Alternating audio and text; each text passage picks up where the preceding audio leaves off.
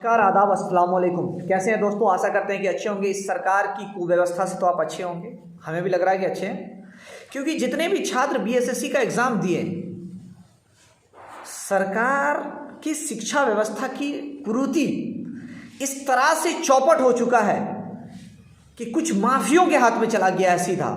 और केवल विद्यार्थी जो एग्ज़ाम देने जाते हैं केवल दिखावा के लिए, वो केवल और केवल दिखावा के लिए देने जा रहे हैं, क्योंकि सीट तो पहले ही बिक जाता है।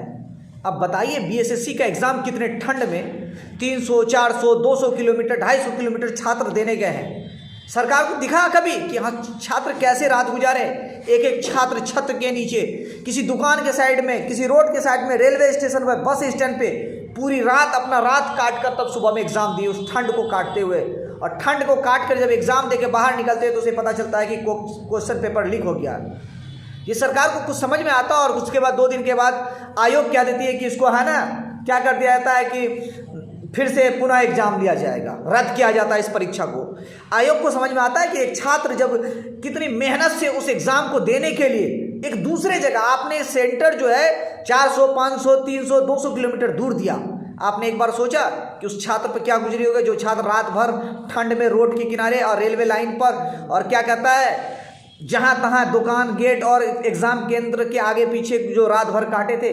सरकार को ये सब बात नहीं समझ में आता है। सरकार ने अगर परीक्षार्थियों का पुनः एग्ज़ाम लेने का निर्णय कर लिया है तो मैं एक ही बात कहूँगी सरकार से कि जितने भी छात्रों का एग्ज़ाम को पुनः निरस्त किया गया है, दोबारा लेने के लिए किया गया है, वैसे सभी छात्रों को 5-5 हज़ार रुपया सरकार को दंड के रूप में देना चाहिए। क्योंकि सरकार, छात्रों का आर्थिक नुकसान भी हुआ है और उससे ज़्यादा मानसिक नुकसान हुआ है। ये सरकार जो है छात्रों का आर्थिक नुकसान तो कर ही रही है और मानसिक नुकसान भी कर रही है। एक एक लड़का दिन रात 24 घंटा पढ़ के अपनी मतलब कि पिछवाड़ा को एकदम फुला लेता है, भर दिन कुर्सी पर बैठ कर, लेकिन जब वो एग्ज़ाम देकर जैसे ही निकलता है तो उसको पता चलता है कि क्वेश्चन पहले आउट हो चुका है। तो सरकार को इस पर संज्ञान लेना होगा और इस तरह की लापरवाही से जो सीट बेच देते हैं, ये बेचने को बंद करना होगा। क्योंकि जो भी एग्ज़ाम का तैयारी करते हैं ये किसी गरीब वर्ग और मध्यम वर्ग के बच्चे होते हैं, कोई करोड़पति वर्ग के नहीं होते। करोड़पति वर्ग के लोग तो अपने बच्चा को सबसे पहले एक दुकान खुलवा देते हैं, बिजनेस करवा देते हैं और धंधा करने के लिए बैठा देते हैं। तो सरकार को चाहिए कि जितने छात्रों का एग्ज़ाम निरस्त किया है उन सभी छात्रों को कम से कम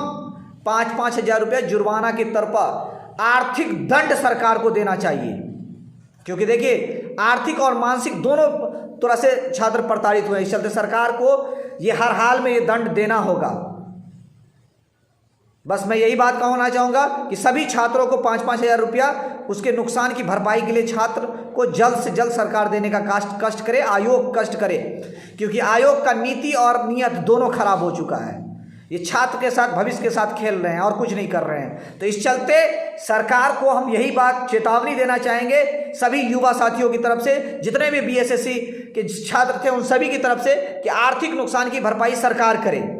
क्योंकि जितने भी छात्रों का आर्थिक नुकसान हुआ है, अगर आप एग्ज़ाम देने के लिए जाते हैं तब पता चलेगा कि आपको कि रात कैसे गुजरता है। एक बार रोड पर बैठ के भर रात देखिएगा इस ठंड में, तब पता चलेगा कि कैसा रात गुजरता है। एसी में रहने से रात कैसे गुजरता है ये पता नहीं चलता है। एक बार छात्रों के साथ रोड पर बैठ के देखिएगा तब पता चलेगा रात भर कैसे गुजरता है, 24 घंटा कैसे, 12 घंटा का जो रात होता है वो कैसे गुजरता है। तो इस चलते सरकार को हर हाल में आर्थिक सहयोग कहा जाए या सरकार अपने ऊपर दंड करके जो भी करे, लेकिन हर एक छात्रों को 5-5 हज़ार रुपया दिए हर हाल में।